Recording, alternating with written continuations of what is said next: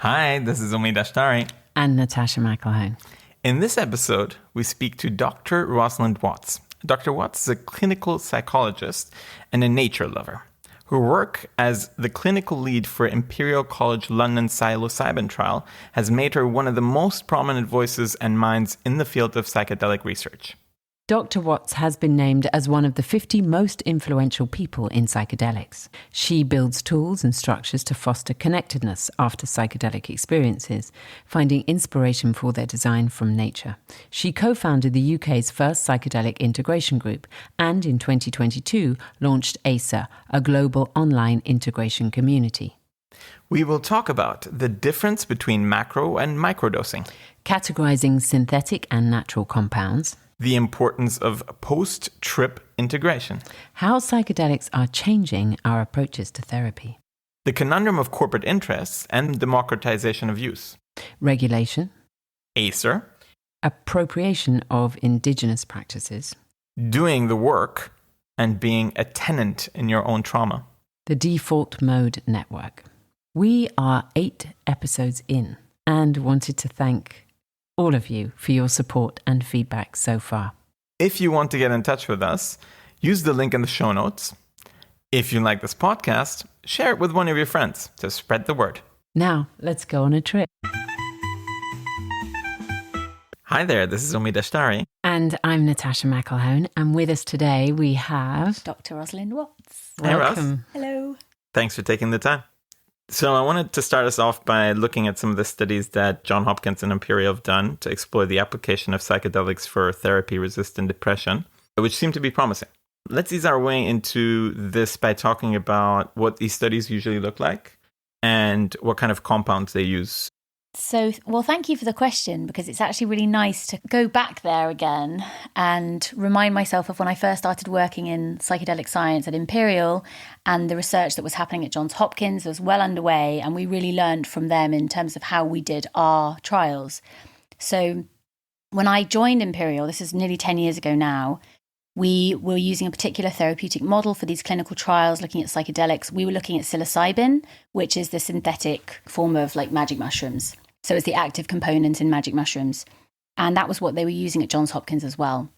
So much of the research looking at depression and other things like addiction has been using psilocybin. That's the predominant one in the clinical research, the modern clinical research that's been happening in the last kind of 20 years or so. But I can tell you a little bit about the other types of psychedelics as well. Oh, that would be great. Yeah, if you can give us the categories and which are man-made and which are natural, etc. Yeah, it's a good way to begin, I guess. So, so first thinking about kind of synthetic psychedelics that are used in clinical trials. Psilocybin, as I just mentioned, derived from magic mushrooms, made in a lab, synthetic psilocybin. That is the most commonly used for trials. LSD is also used. Now, LSD is synthetic. They think it derived originally from an ergot grain, but LSD is always made in a lab. So psilocybin can be used as the plant form or the fungi form, mushrooms, or as the synthetic compound made in a lab, psilocybin. LSD is made in a lab, and it's similar to psilocybin, but it lasts a bit longer, but otherwise very similar. Then you have mescaline, which is slightly different. It's a different category.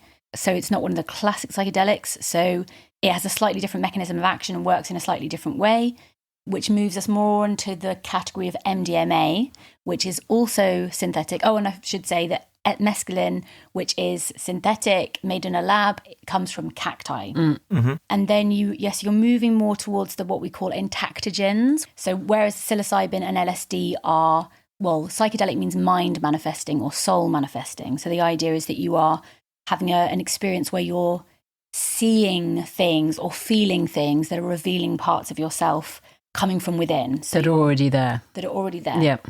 So you're learning about yourself from an experience where you essentially, in our trials, the model we had was where you would be lying down on a couch with an eye mask on, with guides there by your side, but very much not directing the experience.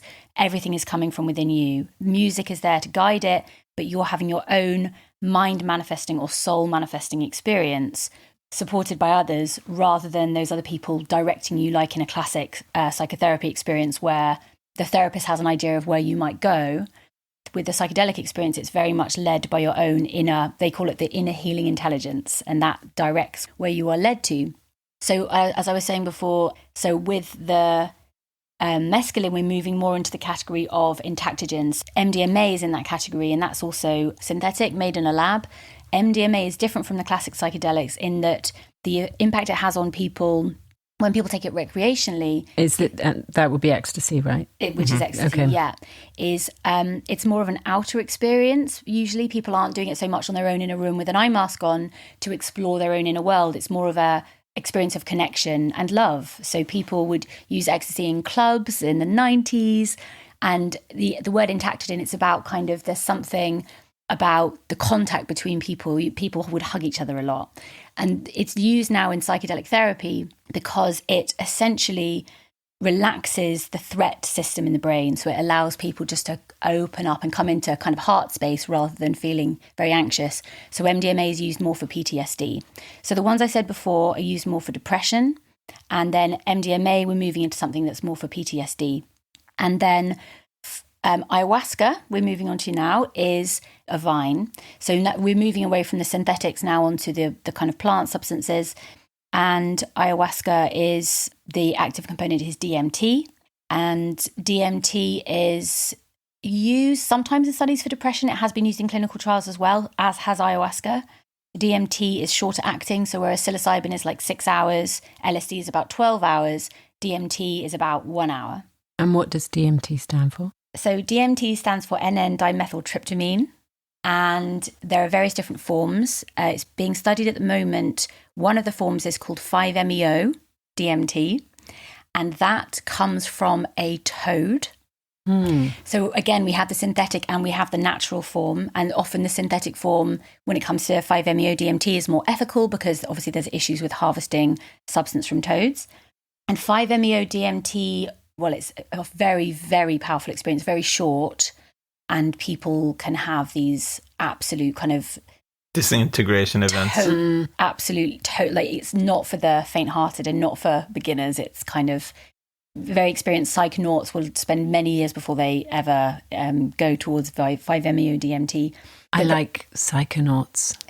Experienced psychonauts are cautious. Because it is so intense and so sudden, but it's being researched for depression with positive, like it's too early to say anything about the results, but all of these different psychedelics are being used for depression, and there's so many positive signals from all of the different studies. And it's very interesting thinking about the similarities almost, that all these different substances are kind of doing the same thing. Mm-hmm. Right. Can we talk a little bit about actually what a study looks like? Yes. You were referring to it a little bit earlier, but say I sign up for one of these studies. What is the process of me going through the study? What's the pre-work, actual experience, and post-work? And who would you necessarily select for the study? Maybe what specific issues might they have? Yeah, so thinking about the Imperial Psilocybin for Depression clinical trial that I was the clinical lead for and was designed a lot of the different protocols around, when I think about our screening, people could apply. There were various kind of adverts in different healthcare avenues, but also just word of mouth. And we had a psychedelic research group website where people could find out about this too. We had lots and lots of applications, and the selection process was so extreme that we ended up really only accepting a tiny proportion of the people that applied. So it's really important to say that with a lot of this research, it's the samples are really very, very carefully selected for lack of comorbidity, which essentially means you're looking for people with as clear as possible to just very simple depression without comorbid factors, which is in a way kind of unrealistic. And you're also looking for people with a really good support structure. That was the thing that we looked for the most, because in the first clinical trial, looking at psilocybin for depression, which was much smaller, when I was working with people after the trial, I could see how people that didn't have a good support structure were just really suffering afterwards, because often in a clinical trial for something like this, with long-term depression, people have been suffering for a very long time, feeling very hopeless. They have a psychedelic experience, something opens up. They suddenly feel like, one analogy was like the lights go on in a dark house. But without lots of ongoing further work, just one experience, those lights typically fade. And then you can either see that experience as like a doorway into a new way of living, for which you need loads of social support and people that believe in you and can help you like work with your values or the insights that you gained, that inner healing intelligence I talked about before. When that shows itself, we need so much support around us to help actually enact that in our lives. But also when depression comes back, it can be very, very sad and very disappointing. And so, we realized that people needed a good support network around them. So people would apply. They would go through a long screening process. They would do questionnaires, telephone calls. They'd also have to go through some medical checkups just to check their kind of liver function and heart function and blood tests for that. And then we would start the preparation work, which was quite lengthy, which was a phone call. They'd come into the clinic. They'd meet their 2 therapists. So all of the sessions had 2 therapists. And we would talk about their lives, their history, why they were wanting to do this, their intentions for the session, how much they knew about psychedelics.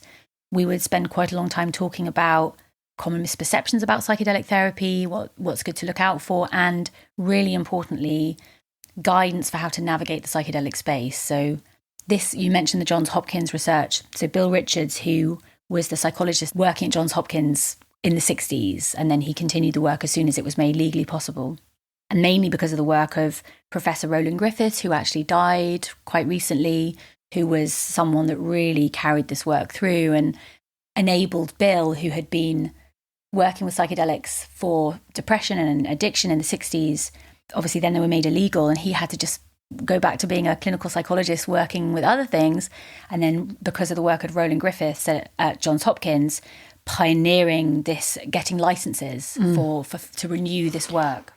And I should just say that, because I don't think we did, for those who don't know, Johns Hopkins is in America, and these studies were carried out in New York at the beginning, weren't they? Yeah. So it was in Baltimore. So it was in Baltimore. Yeah. Sorry. So the Johns Hopkins University was in Baltimore, and they were the pioneers. And then the Imperial team in London learned the protocols from the Johns Hopkins team. And Bill's had written a wonderful book called Sacred Knowledge, and he's trained a lot of people in how to be guides in psychedelic therapy sessions.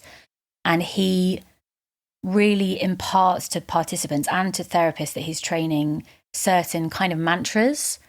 So one is TLO, which stands for trust, let go, be open. The other one is in and through. And there are all these little kind of beautiful ideas of just helping to guide people when they are going into the very deep waters of a psychedelic experience, to help guide them through and help them continue to let go and not resist. Because the most challenging experiences with psychedelics are when people don't let go, when we kind of grip on to the rope rather than letting ourselves abseil down the cliff. So can I ask you, I know we're going to get into the stories and how those get hacked and changed and the integration process. While we were doing the definitions and the categories, can you go into what happens in the brain, or which of these compounds are similar to what we already have in our brains, and which mimic our serotonin receptors or have the same molecular structure? Just the science of some of that could be what happens really under the hood is I think, quite interesting. Yeah. So many things in nature have DMT in them, and we have DMT in our brains, naturally occurring DMT. And so when people have vision quests, or they go into a dark room for a long period of time and they have psychedelic visions, we think that that's probably the brain releasing DMT. We think that when we die, the brain releases a large amount of DMT. So when people have near-death experiences, the experiences they describe are very similar to psychedelic experiences. So it's worth saying that the effect for LSD, DMT and psilocybin, they're very, very similar. And they last for different amounts of time, but essentially it's a very, very similar kind of experience. So like that religious experience or epiphanous thing. Well, it can be. So I would say broadly so in terms of what's happening, so you mentioned about what's happening in the brain. So I guess we don't know so much about that, and I'm not a neuroscientist, so I am a psychologist, and my perspective is more psychological, but just to kind of touch on that a little bit. So there is the idea that psychedelics deactivate the default mode network. So whereas normally in our normal waking consciousness, the default mode network is our ruminative, maybe quite mundane, like trying to keep ourselves safe, essentially. It's the ego consciousness. It's making us feel like a separate person that needs to cross a road and buy the shopping and keep ourselves socially safe. So it's the ruminations about all things we need to do, and it's all the standard scripts. So is it like, what, an inhibitor? Well, so it's a pathway that's the easy default setting for us to function in the most safe way. The way I always think about this is that through you, when you're growing up, your brain creates neural networks, and these are the ones that are the most dominant. These are the ones that are the easiest for your brain to use because it's calorically the cheapest, and therefore you always fall back to using those, right? Yes. Yeah, I love that. It reminds me of, so Mendel Kaelen, who's a neuroscientist that was at Imperial when I was there. He's developing music, actually, for psychedelic therapy now. He used the analogy of a ski slope. So normally, when in default mode network, normal functioning, we're climbing up to the top of the ski slope, and we're skiing down, and we're making tracks in the snow, as you said, the neural pathways that get laid down. And we just stay in that rut. So we just, through our life, we're kind of on a loop, climbing up, skiing down the same pathways, and kind of going around, and we can feel like we're stuck in a rut.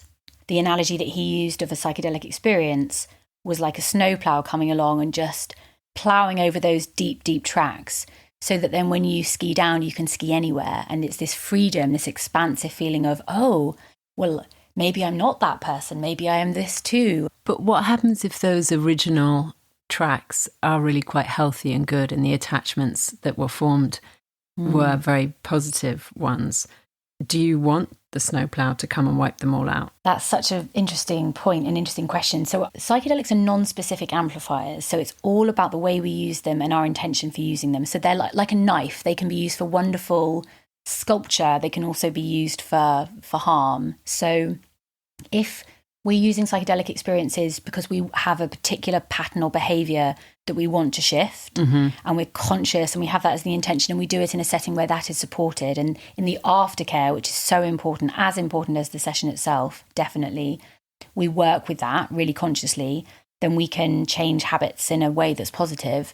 If we were to go and drink psychedelics in a cult where they wanted to brainwash us away from beliefs and habits that were actually, as you say, really good, that could happen too. Was that Manson did that? Yeah, I mean, most of these cult leaders did. But I would take it even a step further. What I really like about the idea of these compounds is that they show us that consciousness is a much broader spectrum than the average human experience.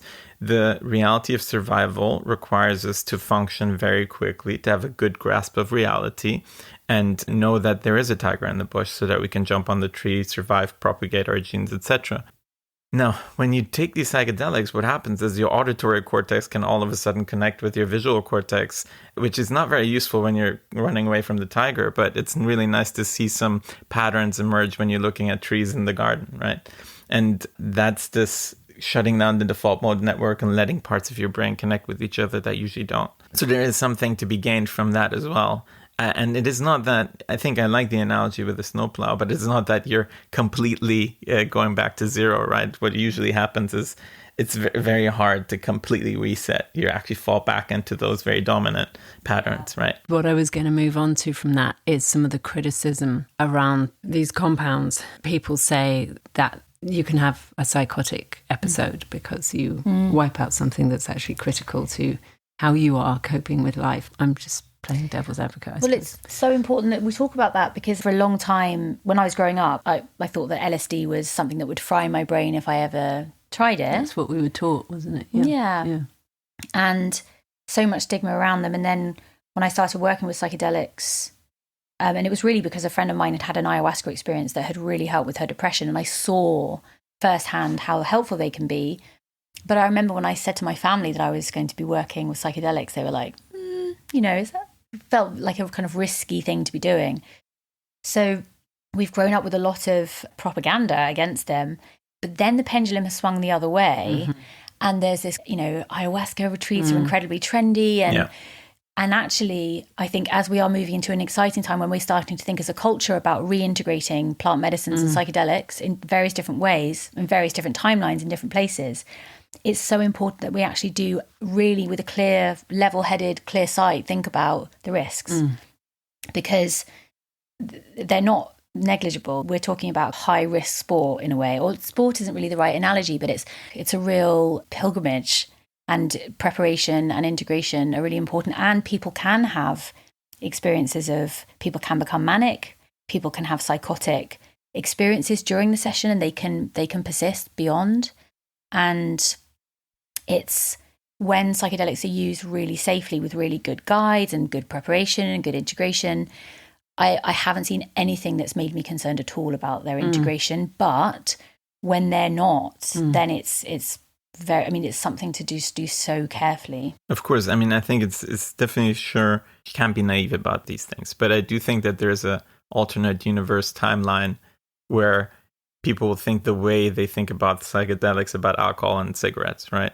And as a matter of fact, you see a lot of deaths because of those, which we haven't seen with any psychedelics so far anyway. And I don't want to belittle situations where people have psychotic episodes, for sure, especially if you have tendencies of schizophrenia. You should definitely not do these compounds or use these compounds without supervision or at all. So what I'm trying to say is they're actually maybe not even as bad as the stuff that's established in our societies as benign, which is alcohol and cigarettes and all these other things. From a lot of the stuff that I've read and heard, there needs to be quite a level of shepherding through on a journey or an integration afterwards. And with that care and attention, perhaps the use of any substance would be useful and helpful. And it's a shame that the people who are on the further end of the spectrum of illness and of mental disturbance are advised not to use these things, because potentially exacerbating the problems that they're already suffering from. If you give this kind of preparation and attention, and as you say, you set an intention, many, many things in your life could work out. And there's been comparative studies, I think, around deep meditation or sort of Buddhist practices, that if you get to this level of trance or focus, you can reach and open these doors without any compounds and without any assistance from. You can do it internally. I'd love to introduce the notion of the critical period that you actually introduced me to. This is a Dr. Gül Dölen from Johns Hopkins University, who you sent me the podcast, which I listened to. And I really love that. And there was this notion of critical periods, and it points to moments of neuroplasticity that allow us to rewire ourselves in a much more profound way. And these critical periods are open only for certain amounts of time. And actually with meditation, as you're suggesting, you may be able to reopen these periods, but obviously these compounds are a very surefire way of doing it. Let's talk a little bit about that. Tell us a little bit about critical periods, about some of the research here and how you've experienced this. Gül Dölen's work is wonderful, and I think it's so important because we're starting to get the emphasis on the period of time afterwards. So we've had in the psychedelics, I'd say industry, because it's a kind of a huge multi-billion-dollar industry actually now. Well, actually, I don't know about billions, multi-million industry. I think we can put a B in front of it for sure. Multi-billion industry. For sure, yeah. We've had millions of pounds and dollars invested into drug development, finding new patentable types of psychedelic, where the one thing that we do actually have in the West is the mushroom. We've got the mushrooms, and we have all sorts of different psychedelics that are already growing. The one thing we do have is the substances. And of course, it's good to learn more about them, but that's what we have. What we don't have at all is a culture that supports the healthy optimization and healthy use of these substances. We don't have a culture that has any frameworks for supporting people in that period of time afterwards. So the critical period is kind of a couple of days to about a month, where if you have an experience that brings on that state of plasticity, then anything you do, it's based around social learning theory. It's based around consolidating healthy patterns. And essentially it's like you're a child again. You're learning things in a new childlike way. And it's really shaping your development in the same way as our critical periods in childhood shape who we go on to be. And we think as we're adults, we're kind of calcified and we can't change. We really can. These critical periods, these incredible gifts. And if you think about us as individuals, but also culturally, collectively, the need for deep change at this very basic level of shaping what's important to us, shaping how we grow, it's so essential and in a way typical of capitalist culture, but that we've put all this money into optimizing the different types of drug, and yet when we think about the social technologies around supporting this critical period, Gould's research is standing out there, but there's not much investment in developing models and frameworks and structures for supporting this. So the way I saw it at the Imperial trial was people coming in, years and years of depression, having psilocybin experience, and then witnessing what that critical period actually looks like in a human being, where people the next day will say, I feel different. I want to go into nature. I want to be with people. Like, we would see that happen. People would say, I've reconnected with my partner, I've reconnected with my family. Suddenly I realize what I care about. I want to do some volunteering. This opening up or shedding of layers and layers of conditioning and layers of walls, like brick walls that have closed in on someone over the years and the light has faded. Those brick walls falling away, being open to what's around them. But then we would see that it just closes down again. So the critical period, if we can really support it in has those to 4 be weeks. socially supported. Yeah. But isn't that, I mean, I remember reading somewhere that when this naturally occurs in an adolescent's brain and you have this incredible plasticity and they all suddenly, their parents fall away and their social group or their peers become much, much more important and they form a lot of their personality in response to that. Recapturing that was what one of the practitioners was saying, that you have this opportunity to no longer be an introvert, if you like, if that's been your set. Yeah, it goes even further. I think in that specific podcast on Tim Ferriss, they're talking about the fact that even for people who may suffer from autism, there's a critical period in your childhood where you are actually wiring up your social brain. Was that the first one between 2 and 3 or exactly. something? Yeah. I don't remember exactly the age, but it is very early where you are figuring out social cues and how you're adapting to your social environment. And if in that period something goes wrong, whatever it may be, you may be more inclined to trigger certain genes that you're given epigenetically. And so opening up that critical period again through psychedelics allows people to rewire some of that. You know, they may have a predisposition to certain behaviors anyway, but then on top of that history, it makes it a lot worse. And you can actually open that up again to rewire that. Same goes for language skill. And strokes. And, exactly. I'm so and a lot of motor abilities, etc. I find, first of all, just the understanding that there are critical periods in itself is for me a fascinating thing, that our brain actually is in moments more open to just adapting and learning, and that closes. And if we can find new ways to open that up again, that's amazing. So that's just the compound. But I really, it resonates with me what you're saying, and that is obviously the money's in the compound. And so then once you've delivered that, people don't care about what you do with it, right? And so this integration and this building the community and culture around it is super important, because otherwise we're wasting all this effort.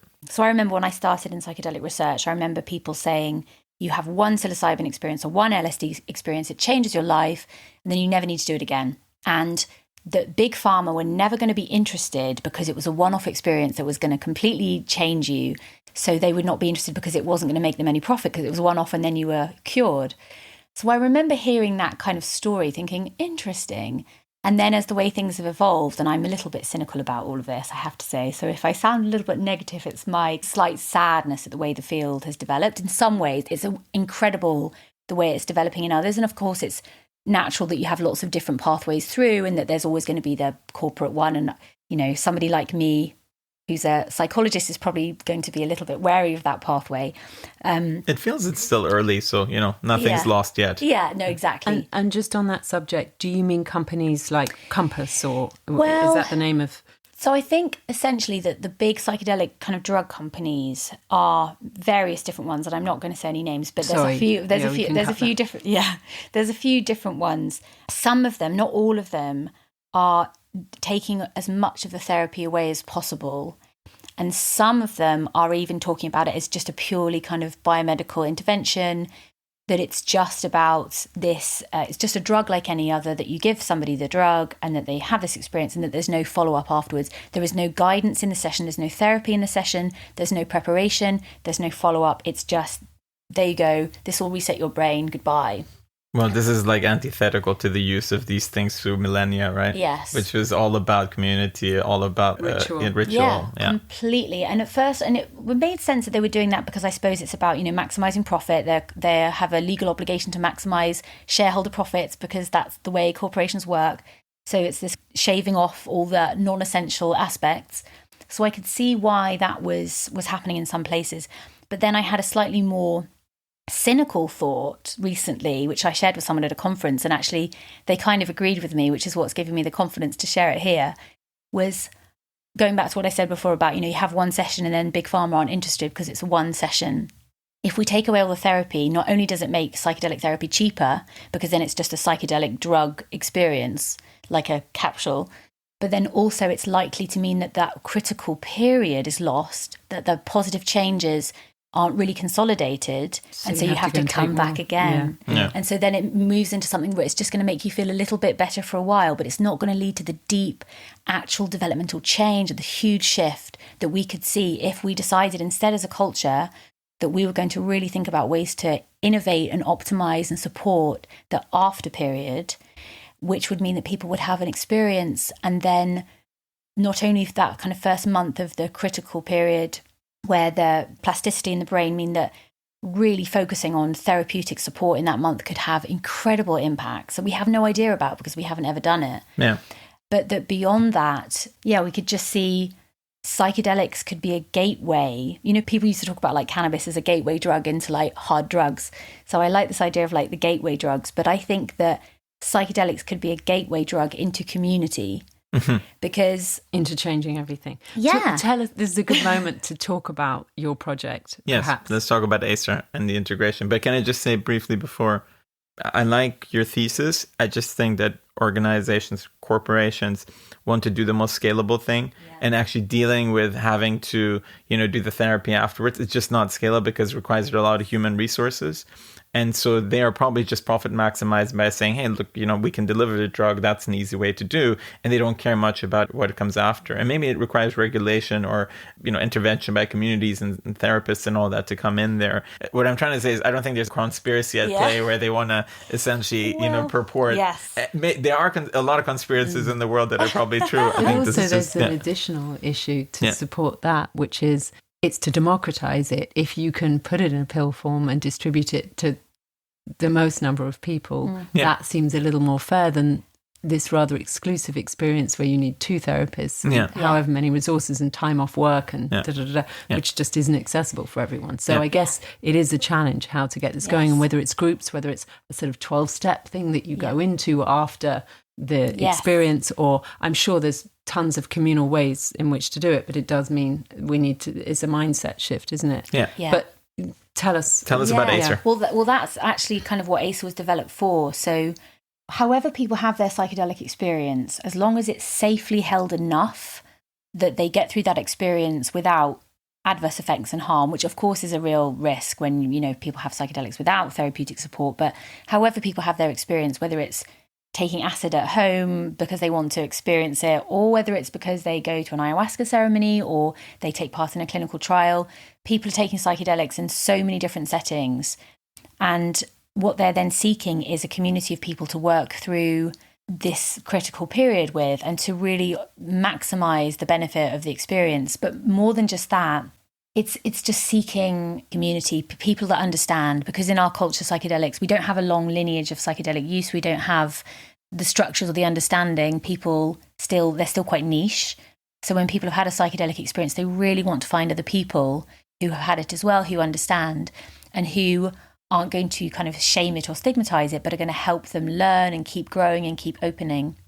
ACER is a global community of people. And it came from my experiences of working in the trials and seeing that people had the psychedelic experiences, and then they needed something like ACER to join, and there wasn't anything.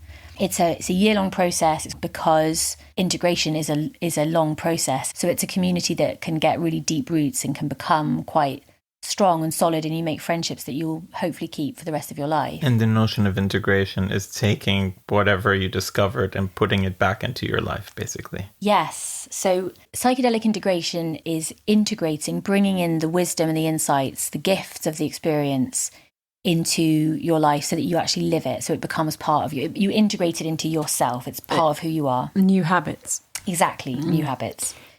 Just tell us what does it stand for? So ACER stands for Accept, Connect, Embody, Restore. And it came from research that I did whilst I was at Imperial, which showed that the qualitative research I did with people doing psychedelic therapy, they described that the kind of mechanisms of change that they reported in the psychedelic experience were acceptance of emotions, so being willing to sit with feelings rather than numb or distract. The emotion is there, and all you can really do is just surrender to it and feel it. So it's that acceptance of emotion and trusting that it's a teacher. So that's the A, acceptance. The C is connection or connectedness. And that is, if you think about kind of normal functioning, we're very much stuck in the mind, and we live in that. It can feel like a prison sometimes. We're very stuck in the mind. And then when you really connect, you connect meaning, values, the world outside your own ego prison. So it's about connecting to nature. Sometimes people feel the sense of kind of connecting to the whole universe. So transpersonal connection as well. So if you think about connectedness as a spectrum, you go from like the ego mind living in your head to this ever expanding concentric circles that it includes more and more and more until who you are is a kind of ecological self. It's a much wider definition of who you are. The E stands for embody. It really happens in the viscera of your body. It's you feel it inside. It's very, very muscular, or like muscular is not the right word. Could be muscular, It could be muscular as well. So the A and the C and the E is almost like the individual. It's often called like the hero's journey, but it's the individual's journey of coming out of default functioning, which is the opposite of accept, connect, embody, which is numbing, disconnection and disembodiment. And then the idea of a psychedelic experience and our community is that it's really supporting this process of the opposite, accepting emotions, connecting to meaning and a bigger sense of self, and doing this in a very embodied way. And then the R stands for restore, and it's about restoring yourself to the rhythms and patterns of nature. So the rhythms of nature is slow, cyclical, and the patterns of nature is interconnectedness and balance. And then the R bit is where you take that pearl and imagine it becomes a seed and you plant it in earth with lots of other people doing the same. So you find your group, you find your collective, and you say, how can we turn these insights we're getting into service to the world that we're in? It's a pathway for using your own healing experience to come into service to nature and to community, essentially. It's funny, isn't it, how the stories that we read kids, the myths and legends and fairy tales, as you were talking about that, it feels like some kind of Odyssean journey. And really it is in our culture. Our movies are, whether it's, Marvel movies, they're all full of these teachers, these sort of elements of our psychology that kind of talk to us and tell us how to be the best part of ourselves. Yeah. Ultimately, what you're describing is how society was, I guess, hundreds of years ago or something like that. And now we're finding our way back to it in a way. Let me take us a little bit in a different direction, if I may. Let's talk a little bit about microdosing, because we've been talking about macrodosing most of the podcast. Yeah. This was pretty trendy for a hot minute, and maybe it still is, I don't know. But it would be good to understand how it differs and how people do it and what your thoughts are on it. And maybe you know what the spark to this in Silicon Valley was, why it suddenly became all the rage. Well, yeah, in Silicon Valley, everything is about optimizing and trying to kind of figure out how to hack yourself to be more productive or more creative, to have a higher output. I think there's an optimization culture around there. So it's ironic that you take this thing, which in many ways has actually nothing to do with optimization, right? And apply it to this optimization cult. But that's the way it is thought to be used in Silicon Valley, for instance, and other parts. Yeah. So whereas with a macrodose, you take a large amount of whether it's mushrooms or ayahuasca or LSD with a guide in a safe place, and you have your high dose experience, and potentially your ego is dissolved and it's very intense. It can be very challenging. And then you're doing some serious integration work for a long time afterwards. Microdosing is where you have a very tiny amount of the same substance. So people commonly microdose with LSD, sometimes with mushrooms, sometimes other things as well. I've heard that iboga, actually, which we didn't talk about before, which is from a shrub used by the Bwiti tribe in Africa, which is kind of 3-day long experience, if you have it as a macrodose, it can be really successful for helping people with addictions recover from those addictions, heroin addictions. Wow. Completely. I mean, iboga is really worth looking into. I think you can imagine, though, that a 3-day psychedelic experience can be extremely harrowing and very hard on the body, but microdosing with iboga has, some people say it's incredibly effective as well. So the thing about microdosing is there's a protocol by someone called James Fadiman, who really supports this culture of microdosing, helping people learn how to do it. You'd have the microdose on day 1, day 2, you feel a slight benefit potentially, and then day 3, you either have a day off or you repeat it. So you can either do kind of microdose, nothing, microdose, nothing, or you can do microdose, nothing each day in the morning. And I have a bit of a bias against it because of exactly what you said about the Silicon Valley culture of optimizing, which I feel is kind of like really at odds with what the world needs slowing down. We need to slow down and come into connection with each other and into balance, and that optimizing culture in full speed ahead a bit self-serving rather than yeah. But actually what I think is happening as well with microdosing is there are groups of people using microdosing for really beautiful reasons. And I think whereas the macrodosing, the whole idea of the hero's journey, it's like not for the faint-hearted. I mean, I've had some absolutely terrifying psychedelic experiences. I don't take them lightly at all. And, they you really prepare for a long period of time and you just don't know where you're going to go. So they're very, very variable and unpredictable. So microdosing can help people get more in touch with their emotions, can help them feel more connected, come out of the ego self and connect with nature a bit more. And the embodiment aspect, people can really feel more in their bodies, more sensory. Mm-hmm. I've at this conference I was just at in the Netherlands, people were talking about women doing microdosing for the menopause, and just lots of different groups of people doing it as a kind of communal, a ritual, a sacrament, a group activity to help people bond with each other. So I've changed my mind about microdosing. I think it can be really good. Can I just ask you something though on the brain chemistry level? My understanding was that you had to take X amount of milligrams to be able to penetrate and sort of cut through the default mode network. How do you get near that if your dose is so small? So even with the higher dose psychedelic experiences, sometimes people have this ego dissolution experience and sometimes they don't. So thinking about all the people that I sat with in their sessions, sometimes people do have the dissolution and the default mode network is being kind of deactivated and they are going to other realms or other places and they're really they lie very still. But often, even the same dose with a different person or the same person on a different day, you'd have something that's much more like a psychotherapy session on steroids.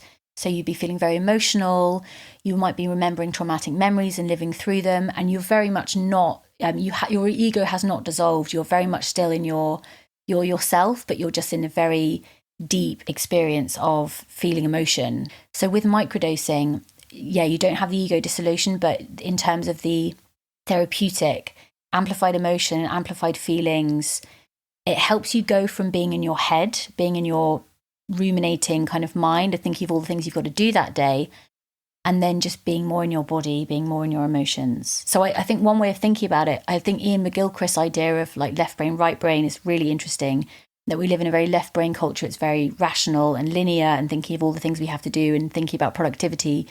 And microdosing, I think, can help people be more balanced. On a microdosing day, people can perhaps, the right brain kind of embodied, relational, more sensory aspects of themselves can come up. On that note, obviously, it seems like we're at a place where the usage of these drugs has increased drastically. There's still no systems, as you describe, very prevalent in society that support the usage of these drugs.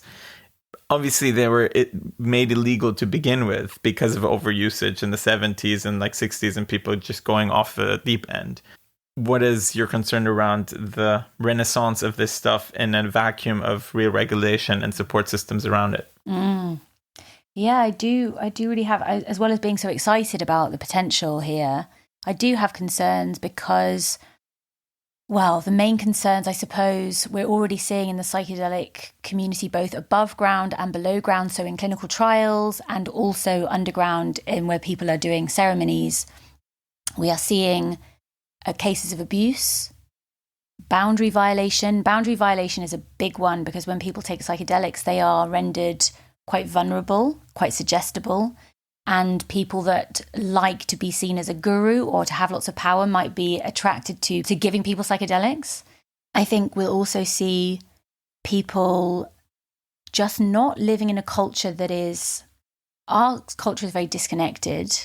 We don't have many gathering spaces. We don't spend that much time dancing in our culture or enjoying communal experiences of music. Young people might go out clubbing, but we don't have a culture. You know, when we go to a wedding and everybody dances together and all the generations dancing, we say, oh, it's so lovely to dance. But we don't do that regularly every Saturday all together in the village gathering space or the town gathering space. So for psychedelic experiences, to integrate them and to really come into connectedness, we don't have many places that support our deeply felt emotions. So we don't have... But I'm just going to throw a cat amongst the pigeons here. I would say that our culture has reached an apex of that kind of understanding and putting it into, or wanting to put it into, school systems, that kind of support, learning support. It manifests in all sorts of different ways: groups, group therapy, 12-step programs, dance classes that you can do, and you can look them up online and find the closest one to you. You know, there's a proliferation of that kind of connectedness that I think when people 50 years ago, you know, the housewife was working at home on her own, looking after multiple children and quite isolated. I would say it was far worse back then. And when people came back from fighting in wars, the lack of reintegration into society and just assuming that they would then pick up the job that they'd done before and be perfectly okay. I mean, we saw the fallout of all of that. I feel like we've definitely woken up. Yes, that's an interesting perspective, actually. And I completely agree. I suppose one way of thinking about it as well as that is, if you think about an indigenous setting where psychedelics have been part of the culture for a long time, they don't have psychedelic integration because the way they live is they are connected to their land, they're connected to their community, which is a smaller group of people that they know very well, connected to their elders, connected to the lineage and to the stories of the place. And also connected to more embodied practices. And it's just a smaller group of people living in one place where they are there and they are, that kind of connectedness is inbuilt. They are a smaller connected community. Yeah. But presumably with that model, the reason why that indigenous community has stayed in a similar environment and is using the same plant medicines, learning from elders, and there's a respect for what came before, is because they're less interested in changing and reinventing and innovating than we have become in the West. Well, most obviously, I suppose. I think that the main thing here is that you're right, that the A is there, the acceptance is there. I think the C is not there necessarily, the connectedness. So to give an example, which is a bit of a tangent, but like everybody is now raving about having to do the work, right? So they sit down and they do the work. And the currency in this world of doing the work is like, how much trauma can you uncover? And actually, you become a tenant in the trauma rather than a tourist. As in, you don't want to move on from the trauma. You actually are using it as a chip. Of your identity. Exactly. It becomes part of identity politics and this whole victimization, saying, hey, because my parents were like this to me right now, you have to treat me like this.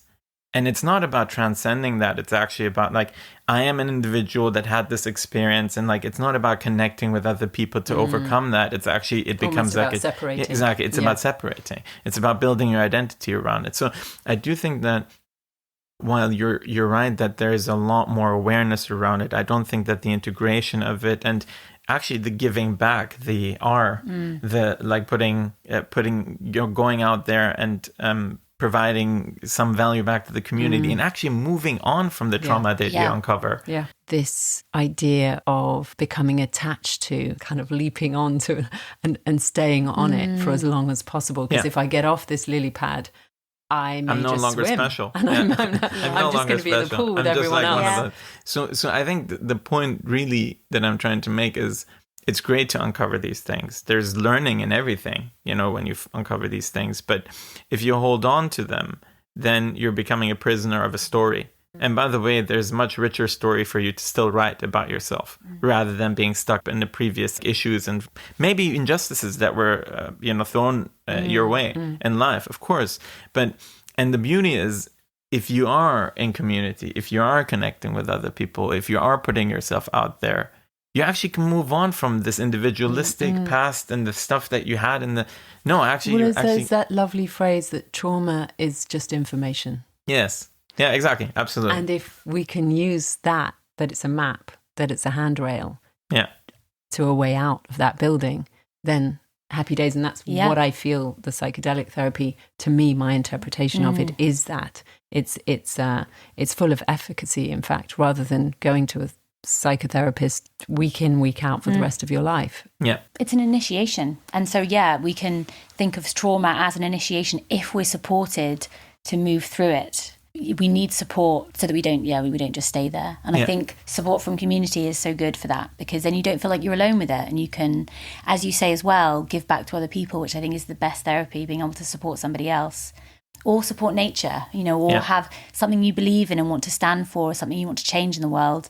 Being an active member of something that matters is the most wonderful feeling and so empowering, and really helps us come out of that victim mentality where we're a protector instead. In a way, actually, what we need is the right stories. Community, as you say, is there. Change their behaviour to accommodate my needs. Exactly. So I think you're right that there's community, and maybe to an extent, but I think the stories are wrong. And I think in nature and in these, tribes, there's not so much holding on to that. Let's go and, do the next thing. It's kind of the modus operandi to an extent. And on the subject of indigenous communities who've been using plant medicine for generations or millennia, do you have an opinion about any kind of cultural appropriation around people hopping in to do those experiences in those places and then hopping back out? Well, it's really interesting. This conference recently, there was a Taita from Colombia, a very experienced shaman from a lineage of shamans, talking about the use of ayahuasca there. And there were lots of questions from the people at the conference about this issue. And his perspective was really, it's wonderful that so many people are waking up to the importance of these ways of working and that are interested and want to come and learn. But please develop your own. Please develop your own. Because we have beautiful plants in this part of the world as well. And we have our own stories and our own lineage and our own elders to reignite. And then we don't have to get on planes, and we don't have to use the plants from another community. And also, there is a lot we can learn about animism and other ways of thinking from indigenous groups, and respect for the living world, but to translate it into a language that is meaningful for us. Because I think otherwise people can go have an experience of drinking ayahuasca, come back with the right clothes, the right feathers, the right things to say, but actually not really... It doesn't pertain to the rest of their real life. Yeah, exactly. Yeah. It is just going on a nice kind of holiday, and then they don't integrate it into their lives or communities. So I think we do need to be inspired and develop our own culture. Yeah, use that as a model. Yeah. It's interesting when you look at people who are doing some historical research as to the usage of psychedelics actually in the Western world. The Oracle of Delphi, when people were actually going in there, they were drinking a wine. And some of the research suggests that the OG of psychedelics in Europe was actually ergot. This wine was laced with ergot, and they went in, drank this wine, and then saw all these really crazy prophecies that this oracle was suggesting to them. I guess as it was Albert Hofmann who synthesized LSD, it may have done that from ergot, right? Yeah. Okay. We know this is for sure, right? Extremely likely. Right. Okay. Gotcha. There's a whole section about that in How to Change Your Mind, right. the Michael Pollan book. Exactly. Yeah. How he was cycling, I think, when it kicked in and all that. But this seems to be maybe our drug in the West to pursue rather than going and culturally appropriate all this ayahuasca. And mushrooms that grow Absolutely. in great proliferation. Yeah. I think we have the we definitely have the plants and the substances. We just need to create the container. Yeah. And the stories, as you say, the stories that help take us out of our own dramas. Yes. And into something that can be more about being in service to the collective at this time. Because, psychedelics have been used a lot for mental health issues and for thinking about different aspects of what is essentially a polycrisis. But if we think really now about what are the roots of that, and we think about our disconnectedness in so many different ways, how can we really come together to really try and locate psychedelics or use psychedelics to help us build our connectedness to community and to nature, and really see it as much more about lifting depression or lifting these other symptoms of something much deeper, and think about how we can use them to create kind of systemic change, or at least support these processes of systemic change that we're seeing at the moment. Yeah, absolutely. On that note, let's wrap this up, this beautiful journey through the world of psychedelics, with maybe talking about where we are in terms of the state of regulation. Clearly, we know that there are some benefits here, especially for treatment-resistant depression. And clearly, we also see a lot of people are using this stuff as it is already, but it seems like regulation is far behind in terms of making this more accessible, especially for people who really should use it, as well as for up-and-coming psychonauts. Where are we at? Well, the FDA and the EMA, which is the Europe equivalent of the FDA in the States, will be regulating these as medical items.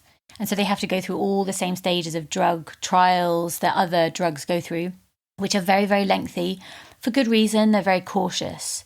But because psychedelic clinical trials don't really fit into the normal drug therapy model, there are some challenges on the road ahead. So the Multidisciplinary Association for Psychedelic Studies, MAPS, is the kind of big organization trying to bring MDMA to the public. And they were kind of steaming ahead, and then they had a setback recently. FDA just shut it down, right? Yeah, well, pushed it back. Pushed it back. Essentially because it's kind of teething problems really of how to bring psychedelics through the traditional regulatory systems. And so there are various things that need to be refined, but it's a slow process. And I do sometimes wonder whether it made sense that the kind of medicalization approach was chosen rather than decriminalization. So there was a kind of choice at one point, which was, do we want to say that psychedelics are medical treatments and we're going to go through all the medical regulation processes and try and fit them in, like fitting a circle into a square-shaped hole, try and put psychedelics as if they were like aspirin or something, which obviously they're not. They require so much more and they're so much more variable. Do we try and go that way, or do we just decriminalize psychedelics? Like with marijuana. Yeah, and say, let's invest all the time that we might have spent trying to make it a medically approved drug into developing the infrastructure to support it. We chose the medical route. I sometimes wonder whether a decriminalization might have been better. But I was wondering if something has been made illegal. It's a bit like prohibition. No one was ever pretending that alcohol was particularly good for you or therapeutic. It was recreational and fun. If there's a scientific medical reason to be using psilocybin, there's so much more, it's so much more loaded, isn't it, than, okay, let's decriminalize it. You suddenly, I know from some of your stats that 1 in 10 people are using some kind of psychedelic drug, which is apparently some 4% increase since the 1980s now. And it's unregulated and no one necessarily knows what the side effects are. But because it's got this medical hat on at the moment, I wonder how those two things can coexist. Does it have to stay illegal? It's interesting because in America, some states are decriminalizing psychedelics. And so we're seeing these service centers developing where it's not a therapeutic medical intervention. It's something that's guided by people that aren't psychiatrists or doctors. They are trained in how to be sitters. And so far it looks like it's going really well. Is that like the marijuana stores that you get in New York or California or Toronto? Yeah, but they also provide a therapeutic, well, it's not therapeutic, it's a kind of sitting service. So you go, you have your sitters there for the day, you have your psilocybin or your mushrooms, and you sit there all day and they support you, and you have you're held through the process. So I think overall there are some people that will only want to access these treatments through a very, very safe, clinical, medically supervised model. I think we need both. But I think that it's really important that we spend some resources and time developing the infrastructure for the non-clinical route, because that's going to be the main route. Because even if we start off with a medical model, people will start just growing their own mushrooms or ordering mushrooms and taking them themselves. So I think the medical will just be a very small percentage, but a really important percentage. So for someone that's really struggling with PTSD or serious depression or feeling suicidal and incredibly fragile, to be in the hands of a really safe, supportive, trusted medical guide will be important. So I think we need both. The stress testing, yeah. But I get the feeling what you're most interested in is this social element and bringing that to light and making it accessible for everyone. Yeah, and developing a container that's strong enough and steady enough so that when people have psychedelic experiences, if it's right for them, it's about safety and also optimization, so that they can, in that critical period and in the months afterwards, they can really become a more connected person, connected to self, others, and the wider world. And wouldn't that be wonderful if we had the infrastructure to really, really help that connectedness last, rather than just be a kind of taste of something? It could actually change the way we live. Absolutely. Such a lovely note to end on. Yeah. Thanks so much, Ros, for taking the time. Thank you for having me. Thank you so much for coming. It's been fun.